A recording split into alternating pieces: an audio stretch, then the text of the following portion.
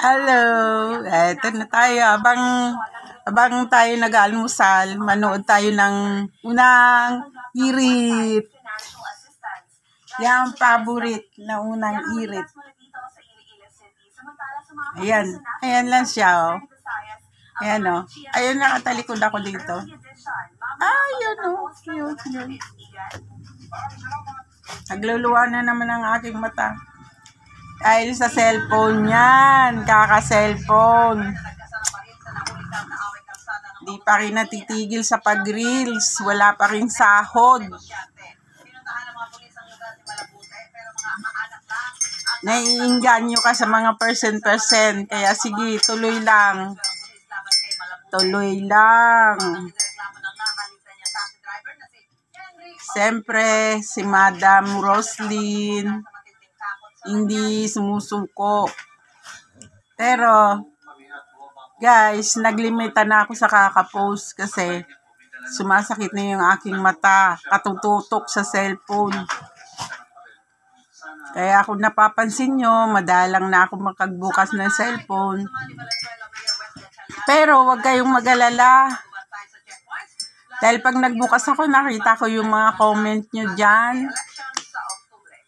Babalikan ko kayo. Forever ako.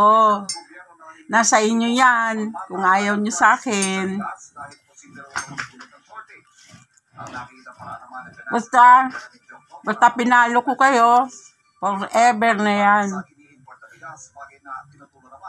Comment lang. Sakap. Para mapababa ang presyo ng bigas, panukala ni Finance Secretary Benedict Jokno, ibaba ang taripa ng aangkat ng bigas sa 10% pa lang.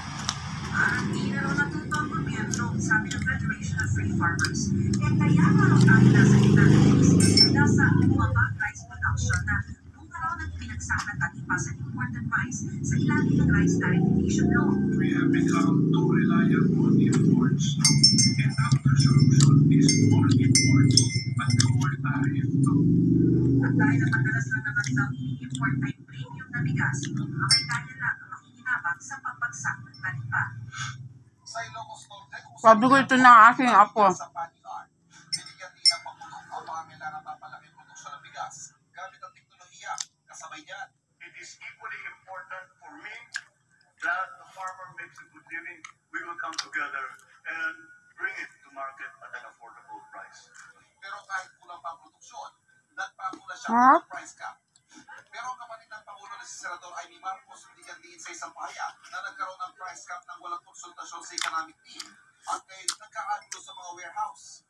Ngayon, pinag-uusapan pa raw ang magtanggal sa taripa sa import. Tila sarkastiko niyang pahayag, iwag na lang magtarim ng palay at mag-import na lang. Sa ginagawa nito, ibang araw bumangon ng ama niya ngayong birthday nito para magdeklara ng martial law. Sabi ni Senate Minority Leader Coco Pimentel, dapat iuna muna ang pagtanggal sa taripa, paghabol sa mga border fixer, at pag-uhusang supply ng bigas ang NFA.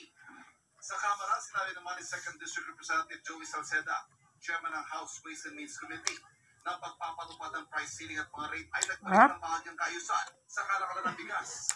Sabi pa ng ilang kaalyado ng Pangulo. Alam naman natin with a price ceiling, sa pangmatagalan, Dip over na tinapay. Tapos isang itlog. naging value talaga ng ceiling is isa siyang signal sa ating workers na we're going to go. Halo ko sa pinagito. Sabi rin ng National Secretary General ng panahon ng Administrasyon Duterte, Sarap. hindi epektibo ang price cap. It's going to encourage, instead of selling them, they will hoard. Price scarcity will be a problem. The supply will be limited. The demand is strong. So you have a problem there. Okay, ito ang unang balita. Ivan Merina. Maki Pido para sa GMA Integrated News.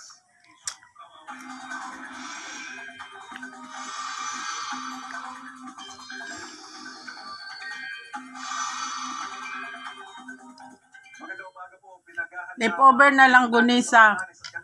Pwede pa, di ba? may kalat-kalat na pag-uulan. Ayon sa pag-asa, epekto yan ng traffic extension ng binabagay Pwede. 790 kilometers east Pwede. Batanes. May isa pang binomonitor na LPA. Iyan ay nasa 2,550 kilometers Sarap. na extreme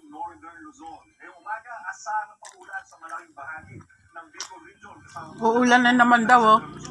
Calabarzon at Agnimarota Region. Base po yan sa rainfall forecast ng Metra Weather.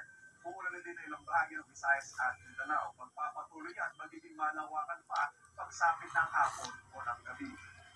Ako po, si Andrew Ferguera at yan ang latest mula sa GMA Integrated News Weather Center. Maaasahan ang mga panahon. Local weather before you go. Para mag-safe lagi. Wala kang puso. Bye, guys. Nakikinig po tayo as of 6 Ganito gawin nyo. Pag may natin kayong kanin. Ay, kanin. Tinapay. Lagyan mo nyo isang itlog. Sa alam nyo sa kawali. Bye-bye.